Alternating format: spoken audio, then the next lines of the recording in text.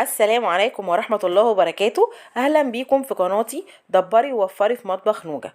النهاردة بقى هنعمل مع بعض كده طبق شوربة مغذي جدا متكامل في كل يعني الفوائد اللي احنا نقدر ناخدها من الخضار من كل حاجة. هنعمل مع بعض طبق شوربة الخضار اللي احنا شايفينه دوت. شوربة الخضار زي ما احنا عارفين يا جماعة، تقدري ان انت تحطي لها اي اضافات انت عايزاها، وتقدري تشيلي منها اي حاجة انت مش محتاجاها. يعني لو ولادك مش بيحبوا حاجة في الحاجات بتاعت شوربة الخضار، ممكن ان انت تستغني عنها، وممكن برضو ان انت تزودي حاجة زي ما هقول لكم ايه اللي ممكن تزوديه. انا النهارده هعمل معاكم طبق شوربة الخضار ده خفيف كده. انا شايله منه حاجات علشان انا عندي مش بيحبوها. هنبدأ مع بعض ونقول بسم الله ونشوف مقاديرنا ايه. اول حاجه انا معايا ايه؟ معايا دي كوسه انا مقطعاها صغير مربعات، ومعايا بطاطس مقطعاها صغير، ومعايا جزر مقطعاه مربعات صغيره. وطبعا شوربه الخضار ما ينفعش تتعمل غير لازم يكون فيها كرفس. تقدري بقى انت تضيفي بزله، تقدري تضيفي فاصوليا، اي اضافات انت عايزاها من الخضار دي فيها. انا بحب اعملها خفيفه، ما بحبش ازود فيها الخضار كتير. تمام.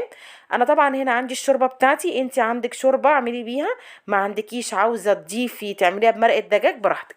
طبعا هجيب الشوربه بتاعتي هنزل فيها، طبعا نزلت بالجزر، بعدين هنزل بالكوسه، بعدين هنزل بالبطاطس بتاعتي اللي انا مقطعاها، كل حاجه مقطعه مربعات صغيره عشان تستوي معايا. بعدين طبعا هنزل بالخضره بتاعتي اللي هو الكرفس. وان عايزه اقول لكم شوربه الخضار يعني كرفس، اوعي تعمليها من غير. تمام. هقلب كل الحاجات دي مع بعض مع الشوربه بتاعتي. تمام. وبعدين هنزل عليها بشويه ملح مش كتير. شوفي نفسك الشوربه بتاعتك انت حاطه فيها ملح كتير ولا لا، عشان ما تملحيش الاكل. وهبتدي بقى ان انا هدي عنها النار واسيبهم بقى الخضار بتاعي يستوي مع بعضه. بصوا، بدات ان هي تغلي اهي معايا، طبعا انا مهديه عليها النار خالص، وهسيب الخضار بتاعي يستوي كده على راحته وبالراحه. تمام. تمام. على ما الخضار بتاعي يستوي، انا هعمل ايه؟ هجيب معلقه سمنه كده حلوه، وهنزل بيها وهسيحها، وهحمر فيها المكرونه بتاعتي. تمام. هحمر معاكم مكرونه ايه، طبعا مش هتتعمل بمكرونه شعريه، هتعمل مكرونه لسان عصفور، دي شوربه. تمام. هبتدي بقى ان انا هنزل بعد ما سيحت السمنه، هنزل فيها بالمكرونه بتاعتي، وايدي بقى طبعا فيها ما تتشالش. ليه؟ علشان طبعا تبقى كلها ايه، لون واحد. مفيش حاجه تبقى اخده لون ولا تتحرق مني ولا اي حاجه، لازم كلها تبقى ذهبي زي ما احنا شايفين. بصوا، هو ده اللون اللي انا عايزاه. ما تخليهاش فاتحه اكتر من كده عشان ما تبقاش تعجن معاكي وانت ما تحطيها في الشوربه. خلاص. بعد ما وصلت اللي معايا، بصوا زي ما احنا شايفين انا ايدي فيها طبعا زي ما كنا بنعمل شعريه بلبن. ايديكي ما بتتشالش من الشعريه، او بتحمريها للرز ايديكي ما تتشالش للشعريه. تمام. تمام. هنزل عليها بقى بعد ما وصلت للمنظر اللي انتوا شفتوه ده، هنزل عليها بكوبايه ميه، وهقلبها. وهبتدي ان انا احط لها ايه، رشه ملح مش كتير صغيره، عشان انت حاطه ملح لو حاطه في الشوربه خلي بالك. ولو حاطه، طبعا انا بعد ما حطيت الخضار بتاعي حطيت له شويه ملح صغيرين عشان انا مش مملحه الشوربه.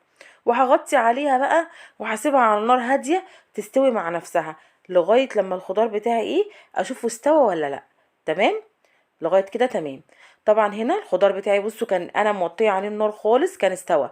انا مش هحط المكرونه لما تستوي، مش هحطها على الخضار بتاعي في الشوربه. ليه؟ علشان لو حطيتي المكرونه على الشوربه، الشوربه هتشرب المكرونه كلها. عشان تبقوا عارفين، المكرونه هتشرب الشوربه كلها.